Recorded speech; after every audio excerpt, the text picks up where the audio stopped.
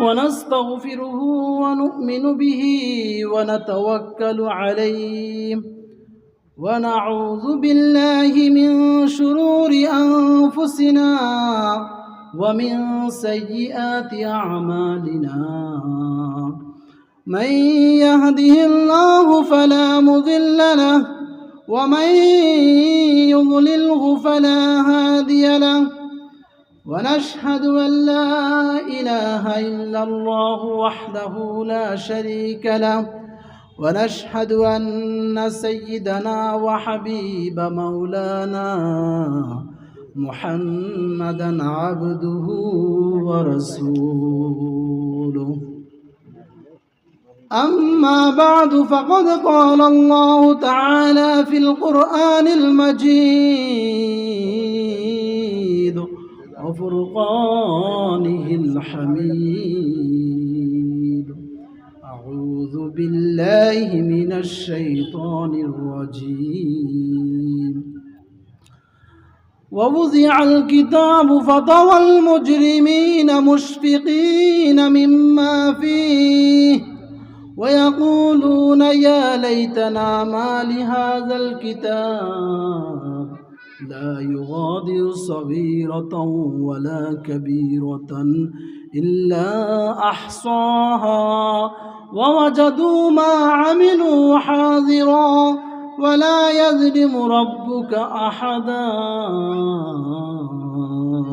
صدق الله العظيم وقال رسول الله صلى الله عليه وسلم من يضمن لي ما بين لحييه وما بين رجليه أضمن له الجنة أو كما قال النبي عليه الصلاة والسلام شكر نعمت أفز كناد شكر نعمت أفز كناد كفر نعمت أزكفت بيركنا اللهم صل على محمد وعلى آل محمد كما صليت على إبراهيم وعلى آل إبراهيم إنك حميد مجيد اللهم بارك على محمد وعلى آل محمد كما باركت على إبراهيم وعلى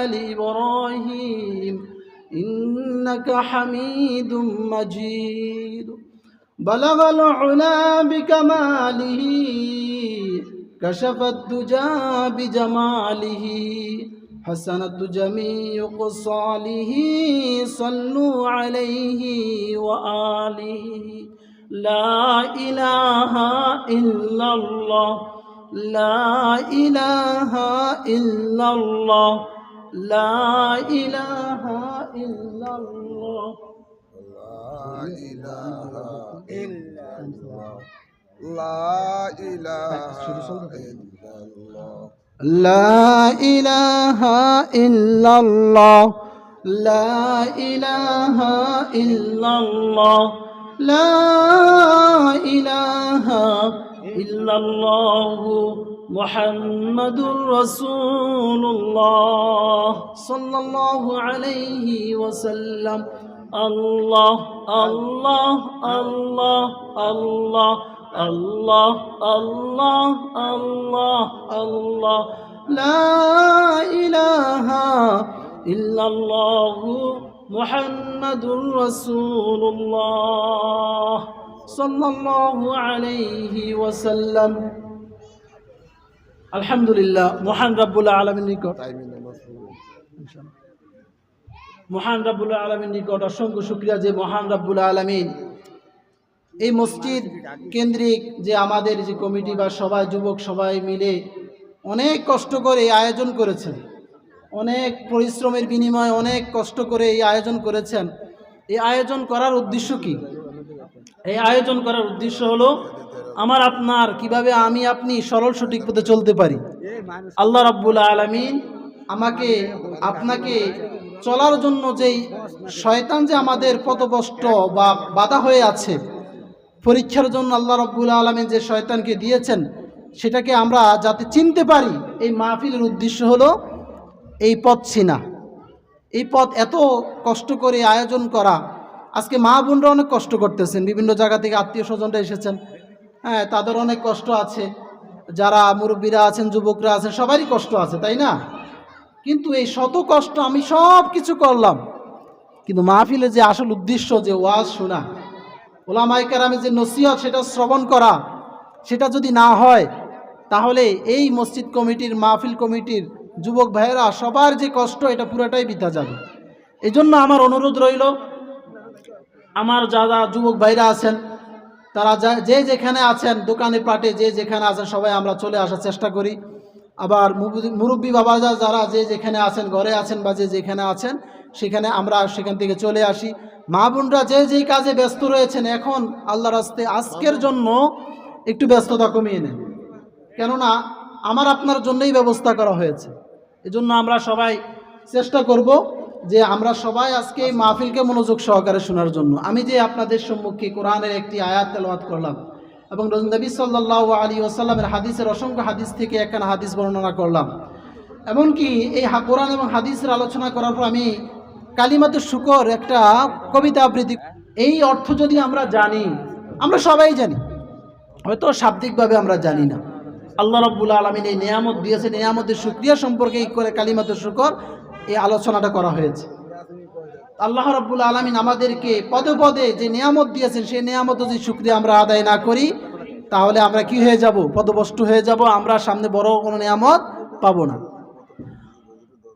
হাসরের ময়দানে, কিয়ামতের ময়দানে বান্দা যখন নিজের আমলনামা দেখবে, হায় রে আমার এই আমলনামা তো এমন হওয়ার কথাই ছিল, কেননা আমি তো ওলামায়ে কেরামের কথা শুনি। সেই দিন যে আফসোস করবে, সে আফসোসে কোনো কাজে আসবে না। আল্লাহ রাব্বুল আলামিন এই কথাকেই কোরআনের ভাষায় বলেন, ওয়াউযিআল কিতাবু ফাতারাল মুজরিমিনা মুশফিকিন। আপনি অপরাধীদেরকে দেখবেন তারা ভীত অবস্থায় রয়েছে এবং তারা বলবে, ইয়াকুলুনা ইয়া লাইতানা মা লিহাযাল কিতাব। সে অপরাধীরা বলবে, হায় রে এটা কেমন কিতাব রে, লা ইউগাদিরু সগীরাতান ওয়ালা কাবীরাতান ইল্লা আহসাহা। এই কিতাব তো আমার কোনো ছোট গুনাহকেও ছাড়েনি, বড় কোনো গুনাহকেও ছাড়েনি। আল্লাহ রাব্বুল আলামিন আমাকে আপনাকে দুনিয়াতে পাঠিয়েছেন আরামায়েশ গুনাহ করার জন্য নয়। আল্লাহ রাব্বুল আলামিন আমাকে আপনাকে কেন দুনিয়াতে প্রেরণ করেছেন? কোরআন মাজিদের অন্য এক আয়াত আল্লাহ রাব্বুল আলামিন বলেন, ওয়ামা খলাকতুল জিন্না ওয়াল ইনসা ইল্লা লিয়াবুদুন।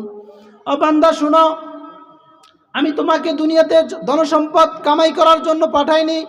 অনেক কোটিপতি হইবা, অনেক সন্তানের পিতা হইবা, অনেক স্ত্রীর স্বামী হইবা, অনেক জমির মালিক হইবা, এই জন্য তোমাকে আমি দুনিয়াতে প্রেরণ করিনি। আমি তোমাকে প্রেরণ করেছি একমাত্র আমার ইবাদত করার জন্য। বান্দা তুমি আমার ইবাদত ছেড়ে কোথায় চলে যাচ্ছ? কোথায় চলে যাচ্ছ? আল্লাহ রাব্বুল আলামিন আমাকে আপনাকে ধন সম্পদ দিয়েছেন, আমাকে আপনাকে যে স্ত্রী দিয়েছেন, আমাকে আপনাকে সন্তানাদি দিয়েছেন, আমাকে আপনাকে যে স্বর্ণ গয়না যাহা কিছু সব কিছু যে দিয়েছেন, গরু ছাগল সব কিছু যে দিয়েছেন, এগুলো হলো পরীক্ষার জন্য। আল্লাহ রাব্বুল আলামিন কোরআন মাজিদে বলেন, ওয়াযুয়্যিনা লিন-নাসি হুব্বুশ শাহওয়াতি মিনান-নিসাই ওয়াল বানিন। আল্লাহ রাব্বুল আলামিন বলেন যে হে বান্দা, আমি তোমাকে স্ত্রী দিয়েছি, ছেলে সন্তান দিয়েছি, ওয়াল কানাতিরিল মুকান্তারাতি মিনাজ যাহাবি ওয়াল ফিজ্জা, আমি তোমাকে অনেক ধন ভাণ্ডার দিয়েছি, ওয়াল খাইরিল মুসাওয়ামাতি, এবং সুন্দর সুন্দর ঘোড়া দিয়েছি। এই যে জাতীয় বস্তু, আরও যে ওয়াল খাইরিল মুসাওয়ামাতি ওয়াল আনআমি, আমি তোমাকে পশু দিয়েছি, ওয়াল হারসি, আমি তোমাকে ক্ষেত দিয়েছি। এগুলো আল্লাহ রাব্বুল আলামিন আমাকে আপনাকে দিয়েছেন। যুইয়িনা লিন-নাসি হুব্বুশ শাহওয়াত, এটা পরীক্ষার জন্য দিয়েছেন। কিসের জন্য? পরীক্ষার জন্য। বান্দা আমি তোমাকে এগুলো দিলাম, কেন দিলাম? আমি দেখব তুমি আমার এত নিয়ামত পেয়ে আমাকে ভুলে যাও কিনা। যদি তুমি ভুলে যাও তাহলে তুমি পরীক্ষাতে ফেল, আর যদি তুমি এগুলো পেয়ে আমাকে না ভুলো তাহলে তুমি পরীক্ষাতে 1 নম্বরে পাশ করবে। এখন আমরা ভাবি আমরা এই ধনসম্পদ পেয়ে আমরা কি আল্লাহ তাআলাকে ভুলে গেছি? না, আমরা আল্লাহ তাআলাকে বলিনি, আমরা নিজেরাই নিজেদেরকে প্রশ্ন করি। স্বামী সুন্দরী স্ত্রী পেয়ে স্ত্রী ভালো স্বামী পেয়ে আমরা কি এতেই নিমগ্ন রয়েছি? আল্লাহ রাব্বুল আলামিনকে ভুলে গিয়েছি কিনা? আল্লাহ রাব্বুল আলামিন পরীক্ষা করে যখন দেখবে আমি পরীক্ষাতে ফেল, আল্লাহ রাব্বুল আলামিন আমাকে আপনাকে সে নিয়ামত ছিনিয়ে নেবেন। আমার আপনার সুখের যত বস্তু রয়েছে, সমস্ত সুখের বস্তু দ্বারা যদি আমি আল্লাহ তাআলাকে না ভুলি, এই নিয়ামত থেকে যাবে। যেমন হযরত আইয়ুব আলাইহিস সালামের ঘটনা আমরা জানি। হযরত আইয়ুব আলাইহিস সালামের অনেক ধন সম্পদ ছিল, অনেক স্ত্রী ছিল, অনেক ছেলে সন্তান ছিল। শয়তান আল্লাহ রাব্বুল আলামিনকে বলে, আল্লাহ আপনি তাকে এত কিছু দিয়েছেন, এত ধন সম্পদ দিয়েছেন, এত স্ত্রী ছেলে সন্তান দিয়েছেন, এত নিয়ামত পেয়ে সে আপনার ইবাদত করে, এগুলো যদি না হইতো তাহলে সে আপনার ইবাদত করতো না। আল্লাহ রাব্বুল আলামিন বলেন যে না, তোমার ভুল ধারণা। আমার আইয়ুব, আমি যদি তাকে কিছুই না দেই তাহলে সে আমাকে ভুলবে না। আল্লাহ রাব্বুল আলামিন কি পরীক্ষা করেননি? করেছেন। কি ফেল গিয়েছেন না পাস করেছেন? পাস করেছেন। কেমন পাস করেছেন? আল্লাহ রাব্বুল আলামিন আরো পাস করার পরে আরো সম্পদ বাড়িয়ে দিলেন। কোরআন মাজিদে বিস্তারিত ঘটনা রয়েছে। তো আমার যেটা বলা উদ্দেশ্য, আমি আপনি যে নিয়ামত পেয়েছি, এই নিয়ামত পেয়ে যদি আমি আপনি আল্লাহ তাআলাকে ভুলে যাই, আমি আপনি যদি নামাজ ছেড়ে দেই, আমি আপনি যদি হজ ছেড়ে দেই, যাকাত ছেড়ে দেই, রোজা ছেড়ে দেই, তাহলে আমার আপনার জন্য দুনিয়াও একেবারে বেকার, দুনিয়াতে আসাও বেকার, আখিরাত তো বেকারই বেকার। দুনিয়া আমাদের আসল জায়গা নয়, দুনিয়া আমাদের আসল বাসস্থান নয়, দুনিয়া আমাদের মানজিল মাকসাদ হলো আখিরাত। সে আখিরাতকে যে ব্যক্তি সাজাবে সেই সবচেয়ে দুনিয়ার মধ্যে বুদ্ধিমান। আমরা বুদ্ধিমান কাকে মনে করি? আজকে আমি আপনি বুদ্ধিমান তাকেই মনে করি যে ব্যক্তি নামাজ ফাঁকি দিয়ে ব্যবসা করে। দেখছো, লোকটা অনেক উন্নত করতেছে, অনেক উন্নত করতেছে। নামাজ পড়তেছে না যে সেদিকে কি করে না, ব্যবসা করে। সাহাবায়ে কেরাম, এই দিন, এই ধর্ম এত সহজে আসেনি। সাহাবায়ে কেরামের কম কোরবানি হয়নি এই দিন আসার পথে। নবীদের কোরবানির আলোচনা করে শেষ করা তো যাবেই না। সাহাবায়ে কেরাম নামাজকে এত বেশি ভালোবাসতেন, এত বেশি মোহাব্বত করতেন। হযরত খুবাইব রাদিয়াল্লাহু তাআলা আনহুর বিখ্যাত সেই ঘটনা রয়েছে। হযরত খুবাইব রাদিয়াল্লাহু তাআলা আনহুর ঘটনা যদি আমরা শুনতে চাই তাহলে পূর্বে একটু আলোচনা রয়েছে, সেই আলোচনার সাথে আমি খুবাইব রাদিয়াল্লাহু তাআলার ঘটনা বললে সুন্দর বুঝবেন। ঘটনা কি বলবো? উহুদের যুদ্ধে কাফেররা অনেকেই যখন মারা গিয়েছে, সে মারা যাওয়ার পরে উহুদের যার বাবা মারা গিয়েছে, সন্তানরা প্রতিজ্ঞা করেছে, আমার বাবাকে যে হত্যা করলো তাকে যদি আমি পাই এমন এমন এমন করব। তার মধ্যে একজন ছিল সুলাইফা। সুলাইফার 2 পুত্র মারা গিয়েছিল সেই উহুদের যুদ্ধে। মেরেছিল কে? আসেম নামে এক সাহাবী, আসেম রাদিয়াল্লাহু তাআলা আনহু। তো সুলাইফা সে ঘোষণা করলো, যে ব্যক্তি আসেফকে ধরে দিতে পারে, যে আসেফকে ধরে দিতে পারে তাকে আমি 100 উট পুরস্কার দেব। কয়শো উট? 100। একটা উটের দাম বর্তমান বাজার মূল্য মনে করেন 7 থেকে 8 লক্ষ টাকা। এবার 8 লক্ষরে 100 দিয়ে গুণ দেন, কত হবে? অনেক টাকা, অনেক টাকা। এত টাকা, এতগুলো উট দিবে তাকে। হ্যাঁ, এত। তো কি করবে সে? সেই সুলাইফা সেই প্রতিজ্ঞা করলো, সে শপথ করলো যে আমি যদি আসেমের মাথাকে পাই, তার মাথার খুলির ভিতরে আমি কি করব? শরাব, যে মদ, এই মদ রেখে আমি পান করব।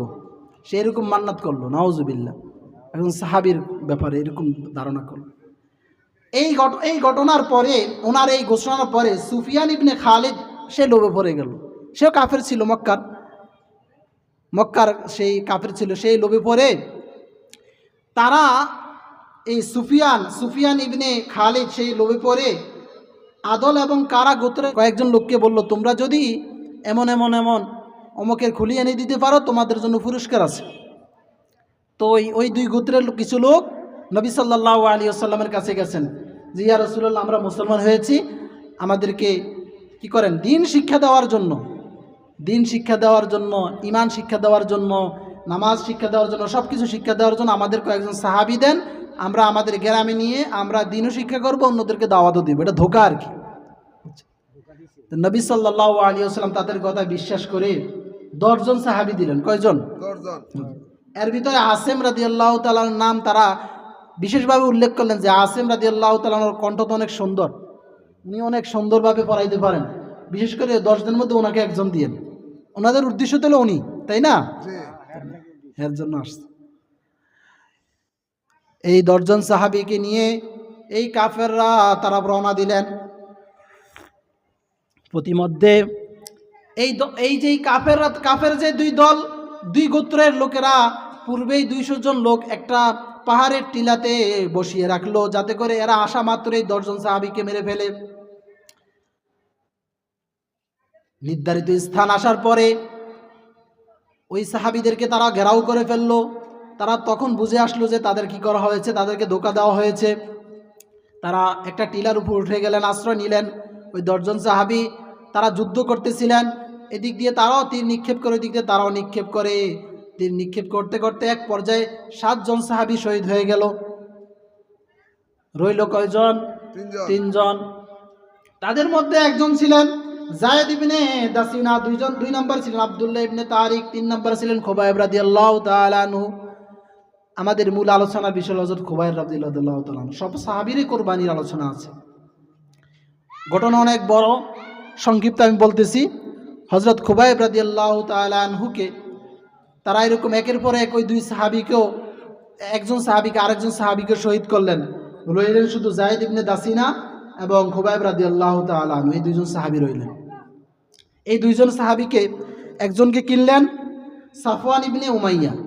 সাফওয়ানের বাবা উমাইয়াকে হত্যা করেছে এই সাহাবী যায়েদ রাদিয়াল্লাহু তাআলা আনহু উহুদের যুদ্ধে। ওনাকে 50টা উট দিয়ে উনি বিক্রি করে দিলেন।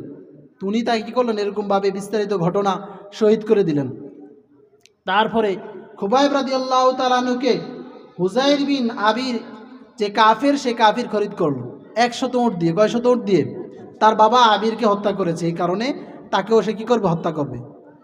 তো হুজাইর যেই কাফির ছিল, সে তার ঘরে বন্দি করে রাখলো। কাকে? হযরত খুবাইব রাদিয়াল্লাহু তাআলা। একদিন যায়, 2 দিন যায়, এরকম দীর্ঘ অনেক দিন চলে যায়। তাকে খানা দেয় না, কোনো কিছুই দেয় না। তাকে একটি ঘরে বন্দি করে রাখা হয়েছে। তাকে নির্ধারিত একটি সময় দেওয়া হয়েছে যে অমুক দিন তাকে শুলিতে ঝুলানো হবে, তাকে হত্যা করা হবে। ওই সাহাবী কোনো রওয়ায়েতে আসছে দীর্ঘ 2 মাস তাকে খানা দেওয়া হয়নি, 2 মাস তাকে আটক করে রাখা হয়েছে। মনে করেছে খানার কষ্ট দিয়ে তাকে হত্যা করবে, শহীদ করবে, কিন্তু দেখতেছে সে 2 মাস অনাহার, কিন্তু সে কি হয় না, শহীদ হয় না। হুজাইরের বাদী ছিল জায়নাব নামক এক মহিলা। সে মহিলা একদিন হযরত খুবাইব রাদিয়াল্লাহু তাআলা বন্দি কোঠারা সে ঢুকে দেখে মানুষের মাথা বড়, এই পরিমাণ এত বড় এতগুলো আঙ্গুর ঝুলতেছে। অথচ এমন এক অবস্থায় এই ঘটনাটা, আঙ্গুর অবস্থা এমন এক সময় আঙ্গুর তারা দেখেছে যে সময় মদিনাতেও মক্কাতে কোথাও আঙ্গুরের সিজন না, কোথাও আঙ্গুর পাওয়া যায় না। সুবহানাল্লাহ। কোথা থেকে খানা জোগাড় হলো? আল্লাহ তাআলা। জায়নাব জিজ্ঞেস করে, ওহে খুবাইব, তোমার কাছে এত দামি এত দামি খাবার, এত দামি খাদ্য, এত ভালো ভালো ফল কোথা থেকে আসলো? বললেন যে আমি যে আল্লাহ তাআলার উপর ঈমান এনেছি, সে আল্লাহ রাব্বুল আলামিন আমাকে এই দামি খাবার আল্লাহ তাআলা ব্যবস্থা করেছেন। সুবহানাল্লাহ। এই ঘটনা কিভাবে জানা গেল? জায়নাব উনি পরবর্তীতে মুসলমান হলেন। সাহাবায়ে কেরামদেরকে উনি এই ঘটনা বর্ণনা করলেন। যাই হোক, যেটা আমাদের আসল ঘটনা আলোচনা বিষয়, সেটা হলো ওনাকে এরকম স্টেজ করা হলো, ওনাকে অমুক দিন ফাঁসির ঝুলে তাকে শুলিতে ঝুলানো হবে। স্টেজের মধ্যে একটা কাঠ রাখা হলো। আমরা এরকম যারা মিস্ত্রিরা আছি, 2টা কাঠকে একত্রিত করতে হলে কী করি? প্যারাক মারি না? প্যারাক মারিনি? প্যারাক জলই বলি, কেউ লোহা বলে, কেউ প্যারাক বলে, কেউ একজন একটা বলে। হযরত খুবাইব রাদিয়াল্লাহু তাআলা আনহুকেও 2 হাত এবং 2 পাও এর মধ্যে প্যারাক মেরে এভাবে ঝুলন্ত অবস্থায় রেখে দেওয়া হয়েছে। তারপরে 40 জন কাফির হযরত খুবাইব রাদিয়াল্লাহু তাআলা আনহুকে বর্ষা, আগের জমানায় একটি অস্ত্র ছিল, সেটাকে বলে বর্ষা। এই বর্ষা দিয়ে ক্ষত বিক্ষত করে দেওয়া হয়েছে, ছাল্লির মতো করে দেওয়া হয়েছে। এরকমভাবে হযরত খুবাইব রাদিয়াল্লাহু তাআলা আনহুর পুরো শরীরে ক্ষত বিক্ষত করে দেওয়া হয়েছে। 40 জন কাফের, মনে করেন কেমন অবস্থা। হযরত খুবাইব রাদিয়াল্লাহু তাআলা আনহু মাথা নিচের দিকে দিয়ে দাঁড়িয়ে আছেন। ওই সময় কাফেররা তাকে একটা অফার দিল। কি অফার? ওহে খুবাইব, সে কিন্তু মুহাজির সাহাবী, সে কিন্তু মক্কারই লোক ছিল, নবী সাল্লাল্লাহু আলাইহি ওয়াসাল্লামের কাছে চলে গেছেন উনি হিজরত করে। ওহে খুবাইব, তোমাকে আজকে একটা অপশন দিচ্ছি, তুমি যদি তোমার নবীকে নাউজুবিল্লাহ যদি গালি দাও তাহলে তোমার জীবন ছেড়ে দেওয়া হবে, তোমাকে ছেড়ে দেওয়া হবে। আমরা হলে কি করতাম? আমার সামনে, আপনার সামনে, আমার দেশে পরদেশে প্রবাসে বিভিন্ন দেশে আমার নবীকে গালি দেওয়া হয়, আমার আপনার মাঝে কতটুক প্রতিক্রিয়া দেখা দেয়, আমার আপনার মাঝে কতটুক ইসবিয়া, কতটুক দরদ আসে। যখন নবীকে গালি দেওয়া হয় তখনই প্রকাশ পায়। আশেকে রাসূল দাবি করা তো সহজ, কিন্তু নবীর জন্য কুরবান হওয়া, নবীর জন্য শাহাদাত হওয়া, এটা অনেক বড় কঠিন কাজ। কিন্তু সাহাবায়ে কেরামদের জন্য অতি সহজ ছিল। হযরত খুবাইব রাদিয়াল্লাহু তাআলা আনহু প্রতি উত্তরে বলে, ওহে কাফেরের গোষ্ঠী শুনে রাখো, ওহে কাফেরের গোষ্ঠী তোমরা শুনে রাখো, আমার জীবনের বিনিময়ে যদি আমার নবীর গায়ে একটু পরিমাণ ব্যথা অনুভব এর বিনিময় যদি হয়, আমি তাও সহ্য করব না। আল্লাহু আকবার। তাও কি করব না? আমি সহ্য করব না। আল্লাহ। যে হযরত খুবাইব রাদিয়াল্লাহু তাআলা আনহুকে একেবারে আখিরি সময় জিজ্ঞেস করা হলো যে আপনার শেষ কোনো ইচ্ছে আছে? বলতেছে, হ্যাঁ আমার একটি ইচ্ছে আছে, সেটা হলো আমি 2 রাকাত নামাজ পড়তে চাই, আমার আল্লাহ তাআলার দরবারে আমি একটু হাজিরা দিতে চাই। হযরত খুবাইব রাদিয়াল্লাহু তাআলা আনহু নামাজে দাঁড়িয়ে গেলেন। নামাজ অনেক দীর্ঘ হলো। নামাজের পরে হযরত খুবাইব রাদিয়াল্লাহু তাআলা আনহু বলেন যে হে কাফেরেরা শুনে রাখো, আমার নামাজ, আমি আরো 2 রাকাত নামাজ পড়তে মনে চাই। তোমরা যদি এই কথা মনে করো যে সে মনে হয় মৃত্যুর ভয়ে দীর্ঘ সময় করতেছ, এই কারণেই আমি আরো 2 রাকাত নামাজ পড়ি না। তো যাই হোক, হযরত খুবাইব রাদিয়াল্লাহু তাআলা আনহুকে তারা এভাবে শহীদ করে দিল। কিন্তু নবী সাল্লাল্লাহু আলাইহি ওয়াসাল্লামকে সামান্য পরিমাণ তারা আঘাতের বিনিময় কি করেনি? হযরত খুবাইব রাদিয়াল্লাহু তাআলা তা বরদাস্ত করেনি, এবং কোনো সাহাবীও নয়। আমার যেটা বলা উদ্দেশ্য, সাহাবায়ে কেরাম এই শেষ মুহূর্তেও নামাজের কথা স্মরণ করেছেন। কি স্মরণ করেছেন? আমাকে আপনাকে যদি ফাঁসিতে ঝুলানো হয়, শুলিতে ঝুলানো হয়, যদি বলা শেষ ইচ্ছা কি, আমরা অবশ্যই বলবো আমার স্ত্রী ছেলে মেয়েদেরকে নিয়ে আসো, তাদের সাথে একটু শেষ সাক্ষাৎ করে নিই। কেন? তাদের প্রতি আমাদের মহব্বত বেশি, নামাজের প্রতি নয়। আমি পুরুষদেরকে যেমনভাবে বলবো মহিলাদেরকেও বলবো। মহিলাদেরকে আল্লাহ তাআলা আরো সহজ করে দিয়েছে। মহিলাদের ক্ষেত্রে আমার নবী, আপনার নবী হযরত মুহাম্মদ মুস্তাফা সাল্লাল্লাহু আলাইহি ওয়াসাল্লাম বলেন, যে মহিলা 4টি কাজ করবে সেই জান্নাতের যে 8টি দরজা রয়েছে, যে কোনো দরজা দিয়ে সে যে অনায়াসে প্রবেশ করতে পারবে। সুবহানাল্লাহ। সেই বিষয়টি কি? সেই আল্লাহ রাসূল সাল্লাল্লাহু আলাইহি ওয়াসাল্লাম বলেন, আল মারআতু ইযা সাল্লাত খামসাহা, মহিলাগণ যখন তার নামাজ 5 ওয়াক্ত নামাজ আদায় করবে, ওয়াসামাত শাহরাহা, এবং 30 রোজা যে আসে, আল্লাহ তাআলা যে 30 রোজা ফরজ করেছেন রমজানের রোজা, এটা যদি সে ঠিক মতো আদায় করে, ওয়া তাআত বা'লাহা, এবং স্বামীর যদি অনুকরণ করে, স্বামী যেই কথা বলে সেই কথা যদি সে মানে। আজকে আমার আপনার পরিবেশ যে এমন হয়েছে, স্বামী স্ত্রীর কথা মানে না, স্ত্রী স্বামীর কথা মানে। স্বামী স্ত্রীর কথা মানতে হয়, বাধ্য, না হলে ঘরে বাত নেই স্বামীর রাত্রে অশান্তিভাবে ঘুম যায়। কেন? স্ত্রীর সাথে মিললে স্ত্রী বিভিন্ন রকমের পেরেশানি করে রাখে। অথচ নবী সাল্লাল্লাহু আলাইহি ওয়াসাল্লাম বলেন, আইয়ু ইমরাতিন মাতাত ওয়া যাওজুহা আনহা রাজিন দাখালাতিল জান্নাহ, যেই মেয়ে লোক ইন্তেকাল করলো এবং তার স্বামীও তার উপরে সন্তুষ্ট, আল্লাহ রাব্বুল আলামিন তাকে জান্নাতে প্রবেশ করিয়ে দিবেন। সুবহানাল্লাহ। এজন্য আমি আমার মা বোনদেরকে বিশেষভাবে লক্ষ্য করে বলবো যে আমরা আমাদের স্বামীদের অনুসরণ করি। আর শেষ যেটি বলছেন, ওয়াহসানাত ফারজাহা, শেষ কথা বলে শেষ করে দিব, নিজের লজ্জাস্থানকে হেফাজত করবে। এই 4টি কাজ যে মেয়ে লোক করবেন, সেই মেয়ে লোককে আল্লাহ রাব্বুল আলামিন যে এমন একটা পাওয়ার দিবেন যে হাসরের ময়দান মানুষ জান্নাতে প্রবেশ করে এটা বড় নিয়ামত মনে করবে, কিন্তু এই মেয়ে লোক জান্নাতের যে কোনো দরজা দিয়ে প্রবেশ করতে পারবে। সুবহানাল্লাহ। এখন আজান হবে ইনশাআল্লাহ, আজানের পরে নামাজ হবে। বাকি নামাজের উপর আমাদের বাকি আলোচনা ইনশাআল্লাহ অন্যান্য উলামায়ে কেরামগণ আলোচনা করবেন, আমরা সবাই থাকার চেষ্টা করব। ওয়া আখিরি দাওয়ানা আলহামদুলিল্লাহি রাব্বিল আলামিন।